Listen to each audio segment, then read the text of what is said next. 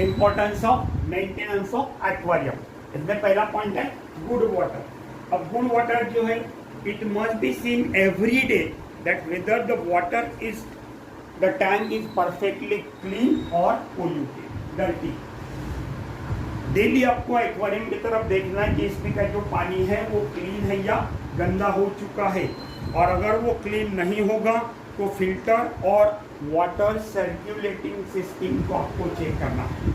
You have to check water and you have to check filter and water circulatory system, क्योंकि dirty और polluted water अगर रहा, if the water become dirty and get polluted, in that case fishes can be caught by various diseases. दूसरा, fishes cannot get sufficient light and oxygen. तीसरा, foul smell will appear in the water. water को foul सडल्यासारखा वास येईल, and it will also affect the aquarium plant. उसके बाद में panel जो है, ग्लास पैनल, उसके ऊपर अगर अलगी की डेवलपमेंट हुई होगी तो वो अलगी भी बार बार आपको ग्लास पैनल से साफ करनी है। देन दूसरा है aquatic plants. Aquatic plant, now so far as the aquatic plants are concern, इसमें पहला ये है कि plant accumulate waste product. Plant जो है वो फीकल मैटर जो है फिशेस का वो एक्यूमुलेट करते हैं, and then they metabolise them to non toxic substances, इसलिए प्लांट जरूरी है। दूसरा, plant help in eliminating the toxic substances, जैसा फीकल मैटर है, they convert them into non toxic substances by metabolisation. Then due to presence of plants the aquarium becomes colourful. Plant होने की वजह से एक्वेरियम थोड़ा सा अच्छा दिखेगा, सुंदर दिखेगा, उसकी तरफ देखने की आपकी इच्छा होगी। Then aquatic plant provides shelter to tiny fishes from aggressive fishes. अब टाइगर बार्ब है, ये टाइगर बार्ब एक्वेरियम फिशेस को खा लेता है, सोवरटेल गप्पी को खा लेती है। तो बड़े फिशेस से छोटे छोटे फिशेस बच सकते हैं अगर उसमें प्लांट्स लगाए गए तो, क्योंकि ये छोटी फिशेस जो है, tiny fishes, they hide themselves among the plants and thus they will get free from the clutches of the aggressive variety. Then most of the fishes का जो diet है, they are herbivorous, they feed on the leaves of hydrilla plant. Then the plant provides spawning medium for some fishes like beta splinter. plants के जो leaves होते हैं वो leaves को adhering एक चिपक के बैठते हैं, तो plant they also serve as a breeding purpose. Then they absorb CO2 and give out O2 and thus maintain O2 CO2 balance in the water. Water में का balance वो O2 CO2 का maintain करते हैं. Then तीसरा है light. Light. Now so far as the light is concerned, it helps in utilization of decomposing material. That is plankton. Decomposing material जो है वो उसका यूटिलाइजेशन में मदद करेगा. Then it help in photosynthesis in the plant and thus help in production of oxygen. Light की वजह से प्लांट का फोटोसिंथेसिस का रेट बढ़ेगा, और वो बढ़ेगा तो पानी में की वाटर लेवल, ऑक्सीजन लेवल भी बढ़ेगी. Then it help for good viewing and of the under growing aquarium world. पानी के अंदर की जो वर्ल्ड है, पानी के अंदर की जो नेचुरल ब्यूटी है वो आपको उसमें दिखाई देगी, अंधेरे में नहीं दिखाई देगी. It is use for decorative purpose of aquarium. Aquarium को डेकोरेट करने के लिए भी लाइट का यूज होगा. Then increases the biological activity of water. Water की बायोलॉजिकल एक्टिविटी यानी डेवलपमेंट ऑफ जूप्लैंक्टन बढ़ेगा. Then spawning activity of some fishes increases due to light. कुछ फिशेज जैसे सोवरटेल, बीटा स्प्लिंडन, इनकी स्पॉनिंग एक्टिविटी लाइट की वजह से बढ़ जाती है. देन हेंस अगर नेचुरल लाइट नहीं होगा तो artificial light is provided for which a 40 watt electric bulb is use. Natural light कम होगा तो 40 वाट का इलेक्ट्रिक बल्ब यूज करके आर्टिफिशियल लाइट प्रोवाइड किया जाएगा, या ट्यूब लाइट भी आप वहाँ पर यूज कर सकते हैं। और ये करीब करीब it should B use for 10 hours per day, 24 घंटे में 10 घंटे के लिए ये आर्टिफिशियल लाइट प्रोवाइड करना जरूरी है। स्पेस टेक्नोलॉजी ने डिजाइन फ्लूरोसेंट ट्यूब भी यहाँ पर इस्तेमाल की है। कई जगह पर एक्वेरियम में आजकल इंस्टेड ऑफ ट्यूबलाइट और 40 watt bulb fluorescent tube is used, ठीक है, जिसकी वजह से रेड और ब्लू कलर के जो फिशेस है उनका कलर और भी अट्रैक्टिव दिखेगा and aquarium will become more colourful. Then चौथा पॉइंट है temperature.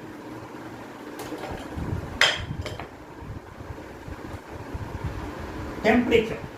Now temperature also plays a very important role in the aquarium tank, because the fishes, they are cold-blooded animal, that is they are poikilothermic. इसलिए water के अगर major fluctuation हो गए तो the fishes they can not survive, minor fluctuation वो maintain कर सकते हैं। तो fishes they are cold blooded and some of the fishes which are imported from other foreign countries, they cannot tolerate cold for a long time. वो normally 22 degree Celsius से 26 degree Celsius के तापमान में जिंदा रह सकते हैं। कोल्ड वाटर अगर रहा तो ऐसे कंडीशन में वो जिंदा नहीं रहेंगे, they will die. Therefore the water temperature in the aquarium should be maintained in between 22 degrees Celsius to 26 degrees Celsius. अगर ये रेंज एक्सीड होती है, बढ़ जाती है या कम होती है, in that case the fishes will die. So in order to maintain this temperature, water heater is used. पानी का टेम्परेचर अगर ज़्यादा बढ़ जाता है तो उसमें फ्रेश वाटर डाला जाएगा, और पानी का टेम्परेचर अगर कम होता है तो वाटर हीटर का इसमें इस्तेमाल किया जा सकता है, और वाटर हीटर का इस्तेमाल करके यहाँ पर एक्वेरियम वाटर का टेम्परेचर बढ़ाया जा सकता है। Then next part in importance of maintaining, that is aeration. अपने एक्वेरियम में देखिए कैसे एरेटर है, कैसे हवा के बुड़बुड़े आते हैं, एयर के बबल्स आते हैं, that is aeration. Now aeration जो है, some fishes require extra air in the tank water. कुछ फिशेस को कम ऑक्सीजन चलता है, लेकिन कुछ फिशेस की ऑक्सीजन की डिमांड काफी ज्यादा है। No it is so therefore it is necessary to provide air to the fish tank from centralised air compressor. Compressor आता है, इलेक्ट्रिक पे चलता है, और उसको प्लास्टिक ट्यूब रहती है, वो प्लास्टिक ट्यूब एक्वेरियम में डालते हैं। उसमें चौकोनी यानी रेक्टेंगुलर का एक एयर स्टोन डिफ्यूजर होता है, स्पंज के जैसा, जिसमें बारीक बारीक छेद होते हैं। Air is pass to this air stone diffuser, जिसकी वजह से एयर के जो बड़े बबल्स है they are broken down into small bubbles and it will not stir the sand of the bottom of aquarium. Now fishes under treatment whenever crowded require extra air, specially in summer.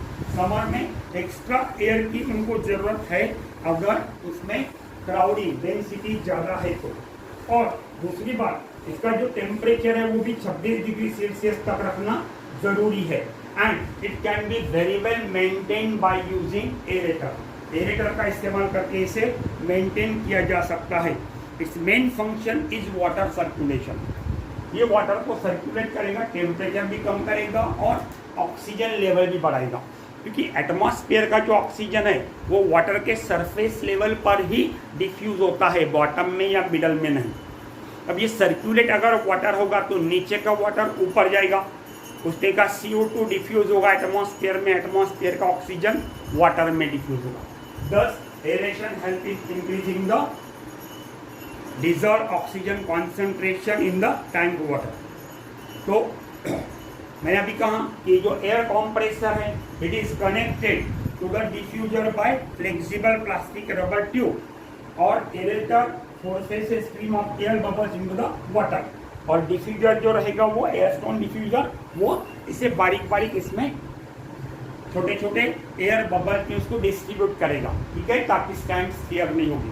और जो air compression है ये aquarium water की जो level है उसके ऊपर aquarium के बाहर रखना चाहिए।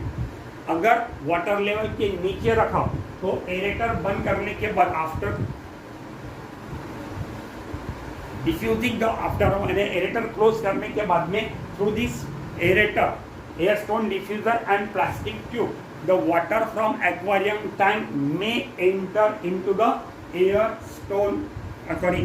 diffuser, and in that case air diffuser it may get spark. ठीक है।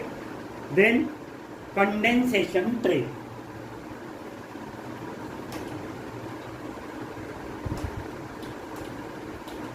अब एक्वारियम जो होता है या ऐसा एक्वारियम है उसके ऊपर ऐसा ट्रे आता है ढका हुआ covering, that is condensation tray. इसके अंदर से लाइट लगे रहते हैं। तो कंडेंसेशन ट्रे जो है it is in the form of cover kept on the aquarium and recommended for different reason. पहला रीजन ये है कि it effectively cut down the amount or evaporation taking place and also prevent the damage of electric lighting unit usually positioned over the time. Electric lighting fix करने के लिए ये condensation tray का use होगा। दूसरा, वाटर के evaporation के water loss से ये बचाएगा।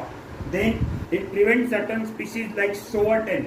देखिए swordtail it always jump, it has jumping habitat, it always jump and passes out of aquarium and die. तो if condensation tray is kept over the opening of the aquarium it will prevent the jumping out of fishes like sovertail to the outside. Then it reduces heat losses considerably and thus conserve the heat energy of water. ये heat energy भी loss होने से बचाएगा और water की heat energy यानी temperature maintain करेगा। उसके बाद में location of aquarium, aquarium room में कहाँ होना चाहिए। Location of aquarium, now so far as the location of aquarium is concerned, it should be kept at a little distance away from the window. Window से ये थोड़ा दूरी रखना चाहिए क्योंकि उस पर 1 घंटे से ज़्यादा समय के लिए डायरेक्ट सनलाइट नहीं आना चाहिए। डायरेक्ट सनलाइट अगर आता है तो it causes the growth of algae along the glass panel.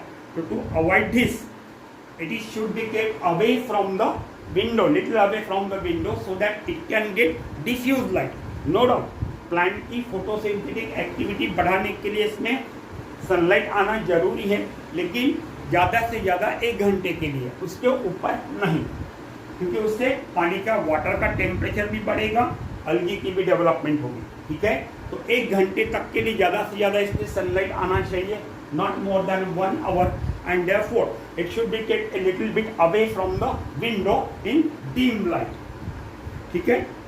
Then stocking of fishes.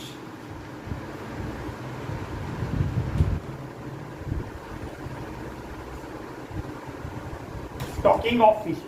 Now so far as the stocking of fishes is concerned, इसमें जो मेन ग्रुप आते हैं they are carp, catfishes, guppy, swordtail, goldfish, angelfish, platy वगैरह वगैरह। अब community tank is best type of aquarium. इसमें एक ही type के फिश नहीं होने चाहिए, different types of fishes in different combination should be kept in the aquarium. It will also increases the decoration, that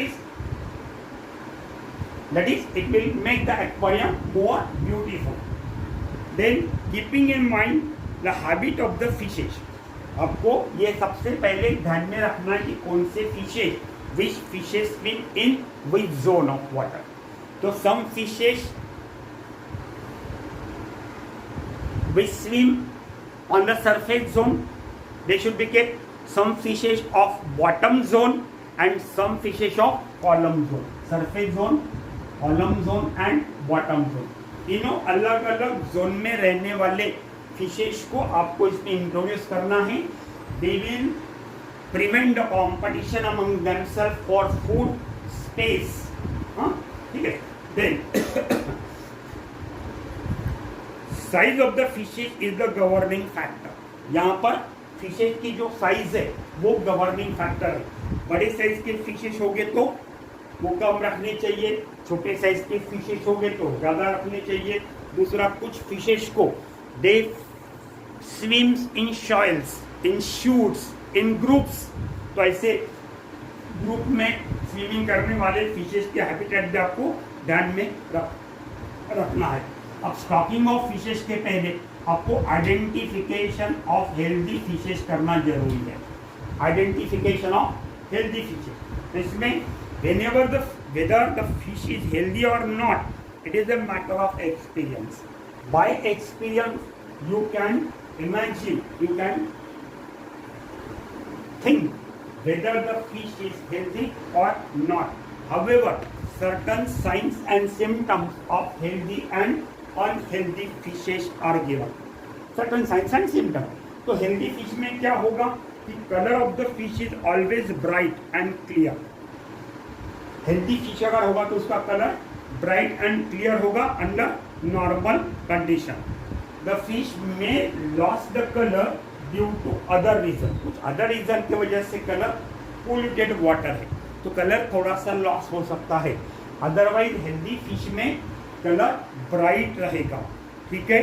then the skin should be free from grey slimy patches, skin के ऊपर grey slimy patches और spot नहीं होने चाहिए। It is a rot disease, skin rot disease, gill rot disease में patches आते हैं तो ऐसे पैचेस उन पर नहीं होना चाहिए। Then fins are always free moving, fin जो है dorsal fin, caudal fin, anal fin, pectoral, pelvic fin, they should be freely moving, they should not be drooping, ऐसा ड्रूपिंग नहीं होना चाहिए उनका, they should not be drooping। जैसी folding, ऐसी fold हुए भी फिन नहीं चाहिए। अगर फोल्ड हुए फिन से, फोल्डेड अगर फिन से तो then in that case the fish is not healthy। खास तौर पर डॉर्सल फिन जो है वो तो इरेक्ट होना ही चाहिए, वो अगर इरेक्ट नहीं है, ड्रूपिंग है, फोल्डेड है तो फिश को सिलेक्ट नहीं करना चाहिए। Then no sign of fungus on the body, body के ऊपर कहीं पर भी फंगस की डेवलपमेंट दिखाई नहीं देनी चाहिए। Then gills are normally pink in colour except for some species, healthy fish में कुछ स्पीसीज छोड़ के नॉर्मल कंडीशन में जो गिल्स है वो पिंक कलर के होते हैं, जबकि अनहेल्दी फिश में गिल्स आर पेल और रेड इन कलर, वो पिंक नहीं होंगे, या तो फीके होंगे या डार्क रेड इन कलर होंगे। देन यहाँ पर हेल्दी फिश में फिश की जो बेली है वो स्वेलिंग रहेगी, belly of fish is swelling. अगर फ्लैट है तो fish is unhealthy. Then the fish swim in a normal manner, normal manner से फिश की स्विमिंग चाहिए, ऐसी तिरछी स्विमिंग नहीं चाहिए। एब नॉर्मल मैनर से अगर स्विमिंग होगी तो in that case also the fish is unhealthy.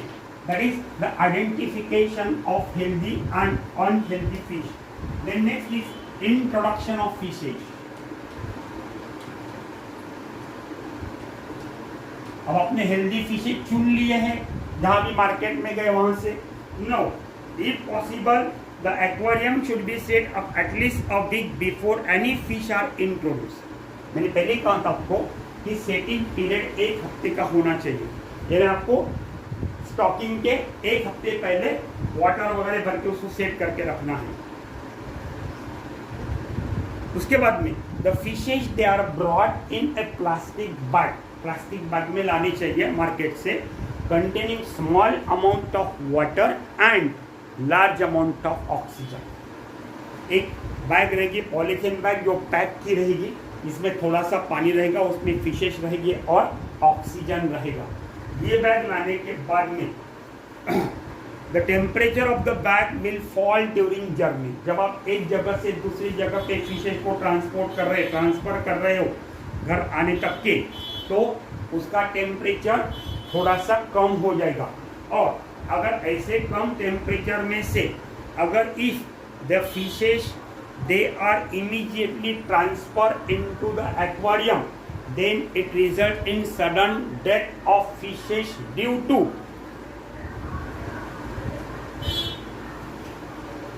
Due to higher temperature of the water, that is called as death due to shock. तो इसलिए आपको क्या करना है कि वो जो plastic bag containing water without opening its mouth, it is kept in floating condition for half an hour in the aquarium water in which you have to stock the fishes। जो एक्वेरियम में आपको fishes stock करना है उसी aquarium water में वो छोटी bag floating condition में रखना है आधे घंटे के लिए, ताकि with in half an hour the temperature of the water in plastic bag which get decreased during your journey, it will be equivalent to the temperature of water in the aquarium.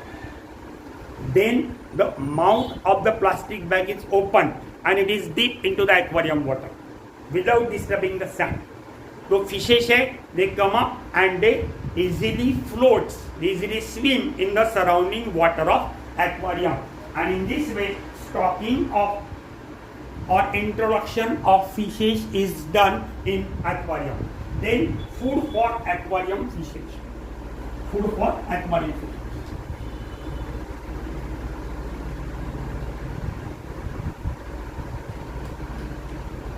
Food for aquarium fishes.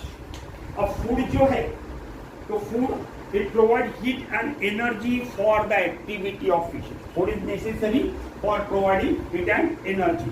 It also provides material for the maintenance of good health and development of the fishes.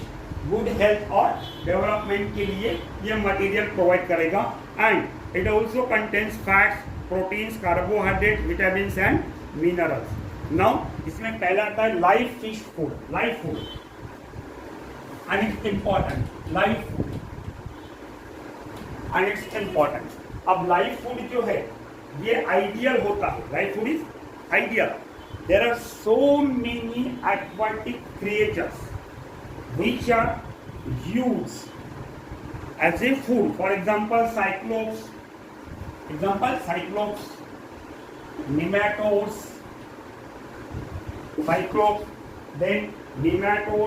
Then cestode, snail, shrimp म्हणजे झिंगा, nematode, shrimp, etc. In addition to this, there are various types of aquatic plant also which are alive and serve as a food. अब कुछ important food हम लेते हैं live food. First is cubifax. यह worm होता है, पानी में polluted water में रहेगा कुछ इस तरह से, उसकी एंटीरियर साइड पर बॉटम के अंदर गड़ी भी रहेगी वो बोरोइंग हैबिटेट्स की। तो बोरोइंग हैबिटेट है तो बोरोड कंडीशन में एंटीरियर हाफ रहेगा एंड पोस्टीरियर हाफ बॉटम के ऊपर रहेगा और ऐसा वाटर में स्टीयरिंग करेगा।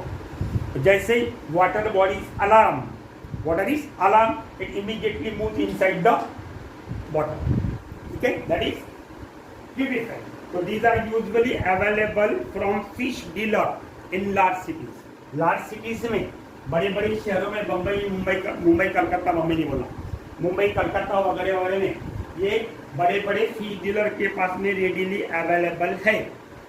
लेकिन छोटे शहरों में the aquarist has to collect them by its own individual effort and they are found abundant in stream where sewage or slaughterhouse waste, कसाईखाना, slaughterhouse waste is liberated.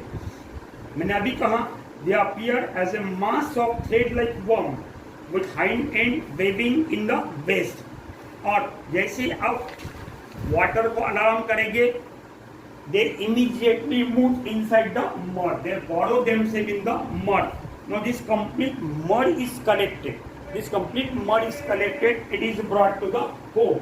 ये घर को लाई जाएगी with care and then it is placed in optimum temperature. थोड़ा ज़्यादा temperature बीच पे रखा जाएगा और बाद में they are washed out to remove the mud. ये मड को पूरी तरह से रिमूव किया जाएगा and after a day mud remove करने के बाद में एक दिन तक उन्हें रखा जाएगा और एक दिन के बाद फिर उनको they are used for feeding the fishes. Then mosquito larvae, ये तो आपने देखी है, वाटर के सरफेस पर आते ऐसी मूवमेंट करती है। इसमें प्यूपी जो होती है कोमा शेप होती है, जैसे वाटर के सरफेस में उंगली रखो, immediately they move to the bottom, that is mosquito larvae. तो मॉस्किटो लार्वी और उनको विग्लर्स भी करते हैं, they are also called as wigglers. Mosquito larvae और wigglers they can be found in practically stagnant water body, जहाँ स्थिर पानी है, बहता हुआ पानी नहीं है, वहां पर ये प्रैक्टिकली आपको बहुत ज्यादा संख्या में मिलेंगे। The larvae are straight and rest at an angle to the water surface with tail up and their head down, दोनों ऊपर, हेड नीचे, सरफेस के ऊपर। एडवांस पीपीआर कोमाशे मैंने अभी अभी कहा, और जैसे आप पॉन्ड वाटर को डिस्टर्ब करेंगे, वाटर को डिस्टर्ब करेंगे सरफेस पर, they immediately wriggle down to the bottom. No, they are collected by using muslin cloth, मलमल का कपड़े के माध्यम से इन्हें पानी में से कलेक्ट किया जाएगा, बाद में उनको वॉश किया जाएगा, and they are immediately fed, इनको एक दिन में रखा जाएगा, they are immediately fed to the fishes.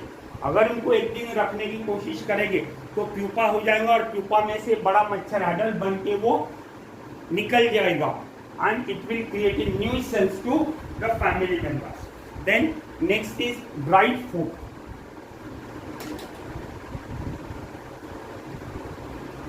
Dried food.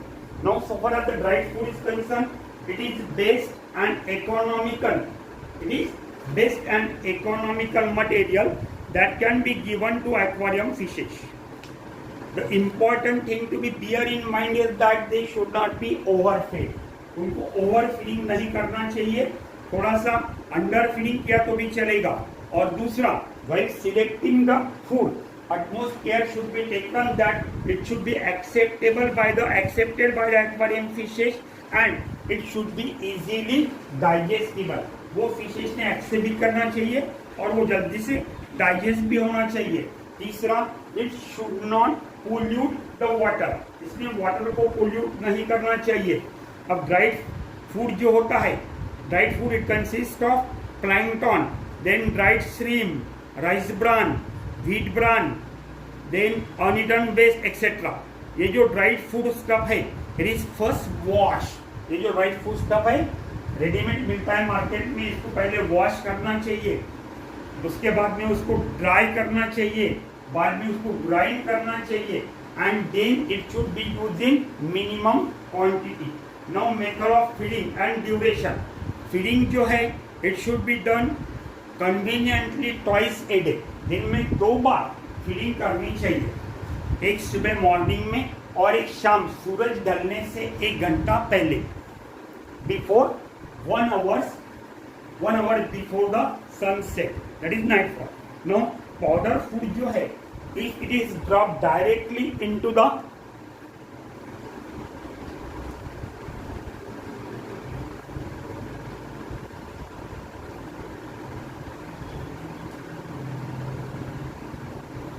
if powder food it is directly dropped into the water, it spread all over the surface of water and then sink to the bottom, causing the pollution of water. So therefore, to confine this dried food into small area, plastic के बने हुए या rubber के बने हुए feeding cup इस्तेमाल किए जाते हैं। ये फीडिंग कप में फूड रखा जाएगा, फीडिंग कप में फूड रखा जाएगा, ये फीडिंग कप पानी में सरफेस पर फ्लोटिंग कंडीशन में आएगा। The fishes they come here from different sides, they take the food and pass up. In this way feeding is done. इस वजह से क्या होगा कि food confined to restricted place, small place, it will not scatter to the surface, it will not also sinks to the bottom, thereby polluting the water. Uneaten food remove करना है, immediately cup को remove कर लो, uneaten food remove हो जाएगा, and thus the aquarium can be prevented from the pollution. Then amount of food जो है 2 बार देना है, सवेरे शाम को। अब अमाउंट ऑफ फूड जो है that is always depends upon the size, age and stocking density of the fishes. Size, age और फिशेज की स्टॉकिंग डेंसिटी, दैट इज कितने फिशेज उस एक्वेरियम में आपने स्टॉक करके रखे, इन 3 बातों पर आधारित। इतना ही नहीं, कभी कभी temperature also influence the feeding habit. देखो, धूप काले में हमारी भूख कम हो जाती है, ठंडी में हमारी भूख बढ़ जाती है, वैसा फिशेस में भी होगा। टेम्परेचर की वजह से वो फिश फूड कम लेंगे। In the first stage small food is one amount of food is kept in the food feeding cup. Feeding cup में थोड़ा सा ही फूड रखना चाहिए, देखना चाहिए 2 मिनट के लिए। 2 मिनट का अगर उन्होंने खा लिया तो रेस्ट ऑफ द फूड थोड़ा सा फूड इस पर और ऐड करो, ठीक है। और नहीं अगर खाया तो पूरा के पूरा 2-3 मिनट के बाद में फीडिंग कप और साइड में फैला हुआ जो फूड होगा that should be immediately removed by netting operation, by immediately netted out to prevent the pollution of water. That is regarding the feeding and feeding cup. अभी जो फीडिंग कप होता है, मैंने अभी आपसे कहा कि फीडिंग कप जो है it is use for keeping the food for the fishes. It avoid the spreading of food. The food is restricted in confined area.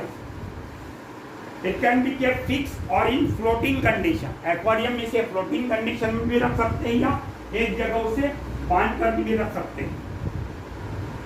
और जैसे ही फिशेस का खाना खत्म होगा, uneaten food can be immediately remove from the aquarium. Then trouble of overfeeding. Overfeeding से क्या होगा? Trouble of overfeeding. अब अगर ओवरफीडिंग होता है, the fishes kept in aquarium should never be overfeed, never be over. वो अंडर फीडिंग चलेगा लेकिन ओवर फीडिंग नहीं चलेगा, because due to over feeding most of the fishes die. उनको आपके जैसा ब्रेन नहीं है क्या भूख भर गया, पेट भर गया है अब नहीं खाना चाहिए, नहीं, अवेलेबल है, खाते रहो खाते रहो खाते रहो। तो due to over feeding the fishes die. Under feeding से वो डेथ उनकी नहीं होगी। और क्या होता है कि when overfeeding is done, the food is not digested. They simply excrete large amount of waste material, fecal material, and it will cause the pollution of water. Therefore, overfeeding is not advisable. Then advantages or the importance of aquarium. Last part. Advantages or importance of aquarium. क्या importance है? पहला importance है interior decoration. Room अच्छी दिखेगी, जो आपका drawing room है बहुत अच्छा लगेगा। देन इंडिव्हिज्युअल एक्सप्रेशन, ज्यांच्या घरी वो एक्वेरियम आहे आपल्याकडे नाही आहे, इंडिव्हिज्युअल एक्सप्रेशन। देन उसमें एजुकेशनल वैल्यू भी है। डिफरेंट हैबिट्स ऑफ फिशेस, इस यहाँ पर हम लर्न कर सकते हैं। Their breeding habits, they are both interesting and instructive। Guppy के पेट में से जब गप्पी बच्चे देती है, उसमें से पेट में से ऐसे जब लायू यंग वंस निकलते हुए दिखते हैं फ्रॉम कोई ओपनिंग एंड ओपनिंग, तो आप अपने आप को भूल जाओगे। लायू जब वो बच्चे देती है तब आप देखने के लायक हो रहता है। Then an owner of aquarium soon come across to know about various species of fishes and the differences with each other। अगर एक्वेरियम घर में है तो एक्वेरियम की जो अलग अलग फिशेस यूज होते हैं वो फिशेज हम पहचान सकते हैं, उनमें डिफरेंसेस क्या है वो हम पहचान सकते हैं, उसकी स्टडी कर सकते हैं। And he can great a knowledge of hatching and development of fish. Hatching होने के बाद में उनकी डेवलपमेंट कैसी होती है।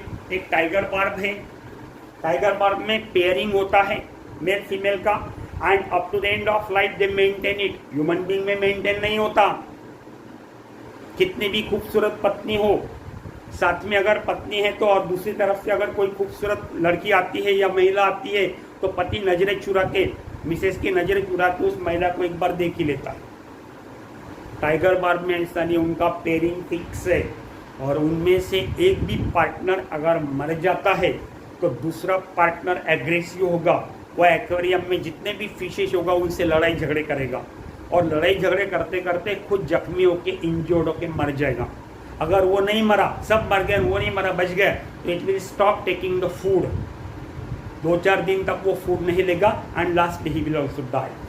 That is love. We can learn the thing love about from this tiger barb, small tiny fish of 1 inch length which is used in aquarium।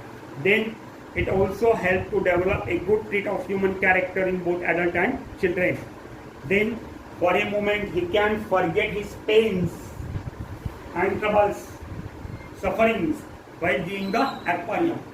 आप अगर एक्वेरियम देखते रहोगे तो ऐसा बताया गया है कि हाइपर टेंशन वाला अगर बार बार कंटिन्यूअसली रोज 1 घंटा अगर एक्वेरियम में देखता है, पूरा सब भूल भाल के सब कुछ छोड़कर पूरी कंसंट्रेशन से अगर वो एक्वेरियम को ऑब्जर्व करता है तो विदाउट ट्रीटमेंट उसका बीपी कम हो जाएगा, लो हो जाएगा, नॉर्मल हो जाएगा. Therefore it is kept in hospital, public places etcetera. ठीक है. Then economy of space and freedom from restriction. Economy of space, छोटी सी जगह में बैठ जाता है और बच्चों को फ्रीडम फ्रॉम द चिल्ड्रन, अगर how they get freedom from restriction. इकडे जाऊ नको, तिकडे जाऊ नको, असं करू नको, कुछ नहीं. छोटे बच्चे जो रहेंगे एक्वेरियम के पास में बैठे रहेंगे, बढ़िया फिशेस देखते रहेंगे. Then low cost of maintenance.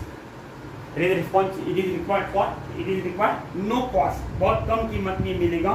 और social aspect, it help the aquarist to widen his circle of such contribute towards building of better understanding of people and then help to establish peace and goodwill.